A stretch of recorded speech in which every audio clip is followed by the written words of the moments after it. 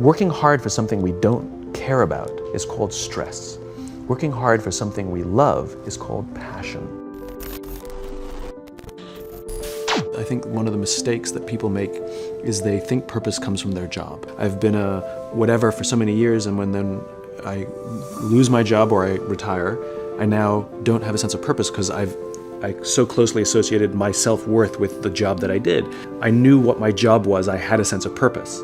And one wonders if those things are conflated, right?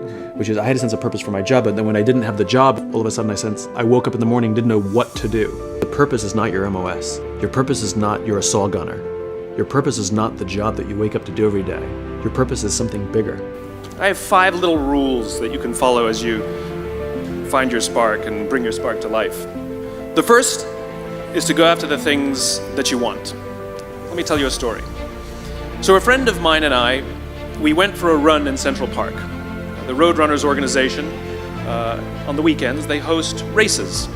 And it's very common at the end of the race, they'll have a sponsor who will give away something, apples or bagels or something. And on this particular day, when we got to the end of the run, there were some free bagels. And they had picnic tables set up, and on one side was a group of volunteers. On the table were boxes of bagels, and on the other side was a long line of runners waiting to get their free bagel. So I said to my friend, let's get a bagel. And he looked at me and said, the line's too long. And I said, free bagel. And he said, I don't want to wait in line. And I was like, free bagel. And he says, nah, it's too long. And that's when I realized that there's 2 ways to see the world. Some people see the thing that they want, and some people see the thing that prevents them from getting the thing that they want. I could only see the bagels. He could only see the line. Because the rule is, you can go after whatever you want. You just cannot deny anyone else to go after whatever they want. You don't have to do it the way everybody else has done it. You can do it your way. You can break the rules. You just can't get in the way of somebody else getting what they want. Rule number 2. In the 18th century, there was something that spread across Europe and eventually made its way to America called puerperal fever, also known as the Black Death of childbed. Basically what was happening is women were giving birth and they would die within 48 hours after giving birth. This Black Death of childbirth was the ravage of Europe, and it got worse and worse and worse over the course of over a century. And these doctors and men of science wanted to study and try and find the reason for this Black Death of childbed, and so they got to work studying, and they would study the corpses of the women who had died.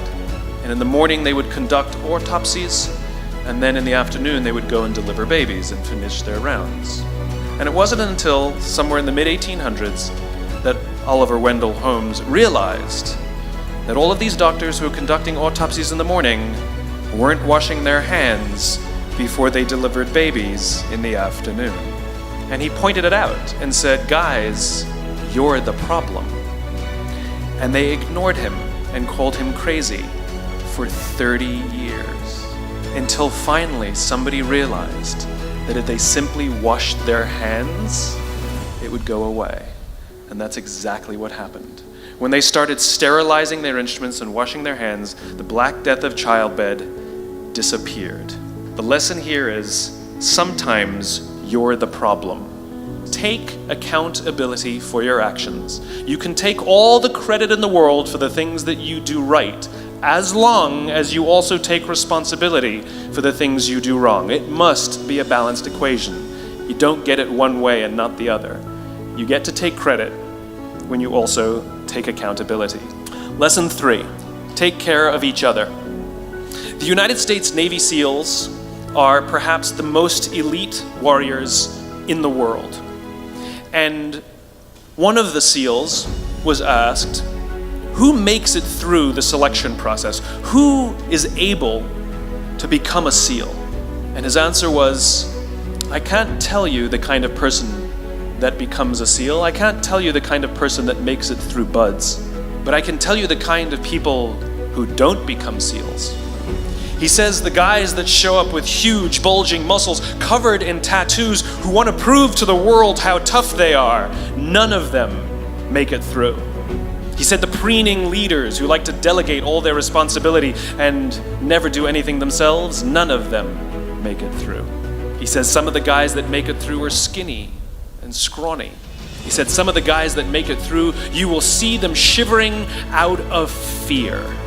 He says, however, all the guys that make it through, when they find themselves physically spent, emotionally spent, when they have nothing left to give physically or emotionally, somehow, some way, they are able to find the energy to dig down deep inside themselves, to find the energy to help the guy next to them.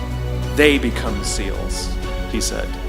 You want to be an elite warrior, it's not about how tough you are, it's not about how smart you are, it's not about how fast you are. If you want to be an elite warrior, you better get really, really good at helping the person to the left of you and helping the person to the right of you. Because that's how people advance in the world. The world is too dangerous and the world is too difficult for you to think that you can do these things alone. If you find your spark, I commend you. Now, who are you going to ask for help, and when are you going to accept help when it's offered? Learn that skill. Learn by practicing helping each other. It'll be the single most valuable thing you ever learn in your entire life, to accept help when it's offered and to ask for it when you know that you can't do it. The amazing thing is, when you learn to ask for help, you'll discover that there are people all around you who've always wanted to help you. They just didn't think you needed it because you kept pretending that you had everything under control. And the minute you say, I don't know what I'm doing, I'm stuck, I'm scared, I don't think I can do this, you will find that lots of people who love you will rush in and take care of you. But that'll only happen if you learn to take care of them first. Lesson 4. Nelson Mandela is a particularly special case study in the leadership world because he is universally regarded as a great leader. You can take other personalities, and depending on the nation you go to, we have different opinions about other personalities. But Nelson Mandela across the world is universally regarded as a great leader. And he was asked one day, how did you learn to be a great leader? And he responded that he would go with his father to tribal meetings. And he remembers two things when his father would meet with other elders. One, they would always sit in a circle. And two, his father was always the last to speak. You will be told your whole life that you need to learn to listen. I would say that you need to learn to be the last to speak. I see it in boardrooms every day of the week. Even people who consider themselves good leaders, who may actually be decent leaders, will walk into a room and say, here's the problem, here's what I think, but I'm interested in your opinion, let's go around the room. It's too late. The skill to hold your opinions to yourself until everyone has spoken does two things. One, it gives everybody else the feeling that they have been heard. It gives everyone else the ability to feel that they have contributed. And two, you get the benefit of hearing what everybody else has to think before you render your opinion. To keep your opinions to yourself. If you agree with somebody, don't nod yes. If you disagree with somebody, don't nod no. Simply sit there, take it all in, and the only thing you're allowed to do is ask questions so that you can understand what they mean and why they have the opinion that they have. You must understand from where they are speaking, why they have the opinion they have, not just what they are saying. Practice being the last to speak. One afternoon, I went to buy a cup of coffee, and there was a barista by the name of Noah who was serving me. Noah was fantastic. He was friendly and fun, and he was engaging with me, and I had so much fun buying a cup of coffee, I actually think I gave 100% tip, right? He was wonderful. So as is my nature, I asked Noah, do you like your job? And without skipping a beat, Noah says, I love my job. And so I followed up. I said, what is it that the Four Seasons is doing that would make you say to me, I love my job? And without skipping a beat, Noah said, throughout the day, managers will walk past me and ask me how I'm doing, if there's anything that I need to do my job better. He said, not just my manager, any manager. And then he said something magical. He says, I also work at Caesar's palace. And at Caesar's Palace, the managers are trying to make sure we're doing everything right. They catch us when we do things wrong. He says, when I go to work there, I like to keep my head under the radar and just get through the day so I can get my paycheck. He says, here at the Four Seasons, I feel I can be myself. So we in leadership are always criticizing the people. We're always saying, we got to get the right people on the bus. I've got to fill my team. I got to get the right people. But the reality is, it's not the people. It's the leadership. If we create the right environment, we will get people like Noah at the Four Seasons. If we create the wrong environment, we will get people like Noah at Caesar's Palace. There was a former Undersecretary of Defense who was invited to give a speech at a large conference, about 1,000 people. And he was standing on the stage with his cup of coffee and a styrofoam cup. And he took a sip of his coffee and he smiled and he looked down at the coffee. And then he went off script. And he said, last year I spoke at this exact same conference. Last year I was still the Undersecretary. And when I spoke here last year, they flew me here business class. And when I arrived at the airport, there was somebody waiting for me to take me to my hotel. And they took me to my hotel and they had already checked me in and they just took me up to my room. And the next morning I came downstairs and there was someone waiting in the lobby to greet me, and they drove me to this here same venue and handed me a cup of coffee in a beautiful ceramic cup. He says, I'm no longer the Undersecretary. I flew here coach. I took a taxi to my hotel and I checked myself in. When I came down the lobby this morning, I took another taxi to this venue. And when I asked someone, do you have any coffee? He pointed to the coffee machine in the corner and I poured myself a cup of coffee into this here styrofoam cup.